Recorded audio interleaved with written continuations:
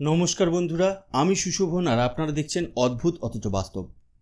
কথায় বলে সোজা আঙুলে ঘি না উঠলে আঙুল বেঁকাতে হয়। আজ একবিংশ শতাব্দীর এই ভূরাজনৈতিক প্রেক্ষাপটে দাঁড়িয়ে ভারত ঠিক এই নীতি গ্রহণ করেছে। আমেরিকা, যে নিজেকে বিশ্বের অঘোষিত শাসক বলে মনে করে, তারা ভেবেছিল ট্যারিফের দেওয়াল তুলে ভারতের বিশ্ববিজয়ী টেক্সটাইল ইন্ডাস্ট্রিকে নতজানু করে দেবে। কিন্তু তারা হয়তো এটা ভুলে গিয়েছিল যে এটা নতুন ভারত, এক আত্মবিশ্বাসী ভারত। এই ভারত শুধু মার খেতে জানে না, পাল্টা জবাব কিভাবে দিতে হয় সেটাও খুব ভালোভাবে জানে। আমেরিকা ভারতের বস্ত্রশিল্পের ওপর যে ট্যারিফের পাহাড় চাপিয়ে দিয়েছে, সেটা আসলে কোনো সাধারণ বাণিজ্যিক পদক্ষেপ নয়। এটা একটা সরাসরি অর্থনৈতিক যুদ্ধ বা ইকোনমিক ওয়ার। কিন্তু এই যুদ্ধের জবাবে ভারত যে মাস্টার স্ট্রোক দিয়েছে, তাতে আমেরিকার রাতের ঘুম উড়ে গেছে। ভারত তার ম্যানুফ্যাকচারিং হাব বা উৎপাদন কেন্দ্রগুলোকেই ভিয়েতনাম, ইন্দোনেশিয়া এবং আফ্রিকার মতো দেশগুলোতে সরিয়ে নিয়ে যাওয়ার এক বিশাল ব্লু প্রিন্ট তৈরি করেছে। একবার কল্পনা করুন, পণ্য তৈরি করছে ভারতীয় কোম্পানি, লাভ আসছে ভারতের কোষাগারে, কিন্তু পণ্যের গায়ে লেবেল লাগানো থাকছে ভিয়েতনাম বা ইন্দোনেশিয়ার। আমেরিকা চাইলেও আর সরাসরি ভারতের উপর আক্রমণ শানাতে পারবে না। একেই বলে শত্রুর চালে তাকেই মাত দেওয়া। আজকের এই বিশেষ পর্বে আমরা এই সম্পূর্ণ বিষয়টির গভীরে যাব। আমরা বোঝার চেষ্টা করব কেন আমেরিকা ভারতকে টার্গেট করলো, এই অর্থনৈতিক যুদ্ধের পেছনের আসল কারণটা কি, এবং ভারত কিভাবে এই কঠিন পরিস্থিতিকে নিজের পক্ষে নিয়ে আসছে। এই সম্পূর্ণ বিশ্লেষণটি আপনাদের জন্য, তাই শেষ পর্যন্ত আমার সাথে থাকুন।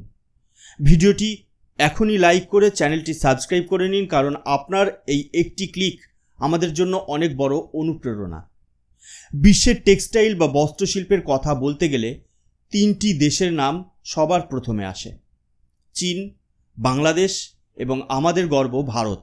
এই তিনটি দেশই হলো এই বিলিয়ন ডলার ইন্ডাস্ট্রির আসল খেলোয়াড়।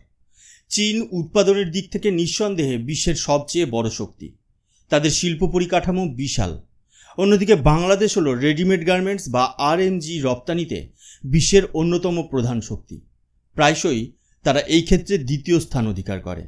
আর ভারত হলো এই খেলার সবচেয়ে বৈচিত্র্যময় খেলোয়াড়। আমরা একদিকে যেমন কটন বা তুলো এবং জুট বা পাটের মতো কাঁচামাল উৎপাদনে বিশ্বের শীর্ষে, তেমনি অন্যদিকে ফিনিশড প্রোডাক্ট তৈরিতেও বিশ্বের দ্বিতীয় বৃহত্তম দেশ। যদিও আমাদের রপ্তানি চীনের থেকে কম, কারণ আমাদের দেশের আভ্যন্তরীণ বাজার বা ডোমেস্টিক মার্কেট এতটাই বিশাল যে উৎপাদনের একটা বড় অংশ দেশেই ব্যবহৃত হয়। কিন্তু সম্প্রতি একটা বড় পরিবর্তন হয়েছে। বাংলাদেশের গার্মেন্টস শিল্পে কিছু সংকট দেখা দেওয়ায় রেমন্ড এবং আরভিন্দের মতো বড় বড় আন্তর্জাতিক ব্র্যান্ড তাদের অর্ডার বাংলাদেশ থেকে সরিয়ে ভারতে নিয়ে এসেছে। এর ফলে ভারতের টেক্সটাইল রপ্তানিতে এক নতুন জোয়ার এসেছে। আর ভারতের এই উত্থানই হয়তো আমেরিকার মাথা ব্যথার কারণ হয়ে দাঁড়িয়েছে। ঠিক যখন ভারতের টেক্সটাইল সেক্টর এক নতুন উড়ানের জন্য প্রস্তুত হচ্ছিল, তখনই আমেরিকা তাদের ট্যারিফ বোমা ফাটায়। ভারতীয় টেক্সটাইল পণ্যের উপর 50% পর্যন্ত ট্যারিফ বৃদ্ধি করা হয়। এটা ছিল এক সরাসরি আক্রমণ। এর ফলাফলও হলো মারাত্মক। ওয়ালমার্ট, টার্গেট, অ্যামাজন, H&M এর মতো আমেরিকার সমস্ত বড় রিটেল কোম্পানিগুলো তাদের ভারতীয় সাপ্লায়ারদের নতুন অর্ডার দেওয়া স্থগিত করে দেয়। তাদের স্পষ্ট নির্দেশ, যতক্ষণ না ট্যারিফের বিষয়টি পরিষ্কার হচ্ছে, তারা কোনো ঝুঁকি নেবে না। এর ফলে ভারতের প্রায় 85,000 কোটি টাকার টেক্সটাইল রপ্তানি, যা আমরা প্রতি বছর শুধুমাত্র আমেরিকাতেই করি, তা এক গভীর সংকটের মুখে পড়ে। আমাদের ভুলে গেলে চলবে না যে আমেরিকা এবং ইউরোপীয় ইউনিয়ন হলো আমাদের সবচেয়ে বড় বাজার।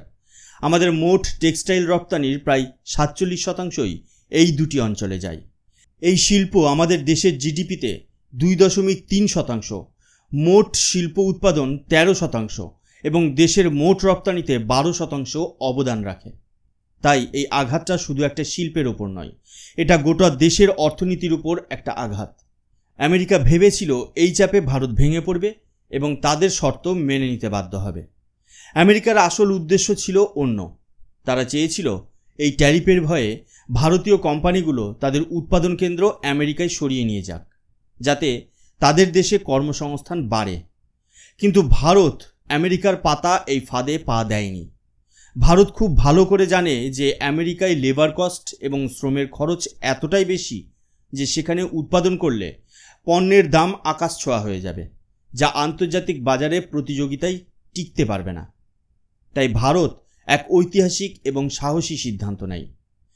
আমেরিকা যাওয়ার পরিবর্তে ভারত তার ম্যানুফ্যাকচারিং ইউনিটগুলোকে ভিয়েতনাম, ইন্দোনেশিয়া এবং আফ্রিকার মতো দেশগুলোতে নিয়ে যাওয়ার পরিকল্পনা করে। কেন এই দেশগুলো? কারণ এই দেশগুলোর ওপর আমেরিকার ট্যারিফ অনেক কম। ইন্দোনেশিয়ায় প্রায় 20%, আফ্রিকায় প্রায় 15% এবং ভিয়েতনামের ওপরও তুলনামূলকভাবে কম ট্যারিফ রয়েছে। এই কৌশলের ফলে ভারত একসাথে দুটি লক্ষ্য পূরণ করেছে। এক, আমেরিকার ট্যারিফকে সম্পূর্ণরূপে বাইপাস করছে, এবং দুই, বাংলাদেশের মতো প্রতিযোগী দেশকে টেক্কা দিয়ে বিশ্ববাজারে নিজের দখল আরও মজবুত করছে। এটাকেই বলে সত্যিকারের অর্থে মাস্টার স্ট্রোক। অনেকেই প্রশ্ন করতে পারেন, এত দ্রুত এমন একটা বড় সিদ্ধান্ত নেওয়ার কি প্রয়োজন ছিল? প্রয়োজন ছিল, কারণ এটা শুধু ব্যবসা বা লাভের প্রশ্ন নয়, এটা দেশের 4.5 কোটি মানুষের জীবন জীবিকার প্রশ্ন। ভারতের টেক্সটাইল সেক্টর কৃষির পর দেশের সবচেয়ে বেশি কর্মসংস্থান দেয়। এই 4.5 কোটি মানুষের মধ্যে একটা বিশাল অঙ্ক হলেন আমাদের মা বোনেরা এবং গ্রামীণ এলাকার যুবকরা। এই শিল্পের 80%ই চলে ছোট, মাঝারি ও ক্ষুদ্র শিল্পের বা এমএসএমইর মাধ্যমে। যদি আমেরিকার এই ট্যারিফের ফলে এই শিল্পক্ষেত্রটি দুর্বল হয়ে পড়ত, তাহলে দেশে বেকারত্বের এক ভয়ঙ্কর সংকট তৈরি হতে পারত। সরকারের make in India, skill India, নারী সশক্তিকরণের মতো সমস্ত গুরুত্বপূর্ণ প্রকল্পগুলো ক্ষতিগ্রস্ত হতো। 2023-24 সালে ভারত প্রায় 34.4 বিলিয়ন মার্কিন ডলারের টেক্সটাইল পণ্য বিদেশে বিক্রি করেছে। এই সাফল্যকে ধরে রাখতে এবং কোটি কোটি মানুষের ভবিষ্যৎ সুরক্ষিত করতেই ভারত সরকার এবং ভারতীয় কোম্পানিগুলো এই বলিষ্ঠ পদক্ষেপ নিতে বাধ্য হয়েছে। আজকের এই আলোচনা থেকে একটা বিষয় পরিষ্কার, এই ভারত আর পুরনো ভারত নয়। এই ভারত চাপের কাছে মাথা নত করে না, বরং চ্যালেঞ্জগুলোকে সুযোগে পরিণত করতে জানে। ভিয়েতনাম, ইন্দোনেশিয়া এবং আফ্রিকার মতো বিকল্প কেন্দ্র বেছে নেওয়ার মাধ্যমে ভারত শুধু আমেরিকার অর্থনৈতিক চাপকেই সামলাচ্ছে না, বরং বিশ্বজুড়ে এক নতুন সাপ্লাই চেইন তৈরি করছে, যার কেন্দ্রে থাকবে ভারত। এই পদক্ষেপ প্রমাণ করে যে সঠিক কৌশল, উদ্ভাবন এবং দৃঢ় মনোবল থাকলে যে কোনো ঝড়কে মোকাবিলা করে নতুন সাফল্যের শিখরে পৌঁছানো যায়। কৃষি থেকে শিল্প, গ্রাম থেকে শহর, এই খাত কোটি কোটি ভারতবাসীর জীবনের সঙ্গে জড়িত। তাই এই জয় আসলে সমগ্র ভারতের জয়।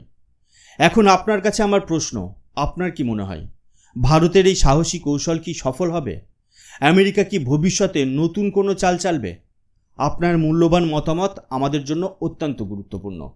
তাই অবশ্যই কমেন্টে আপনার ভাবনা জানান।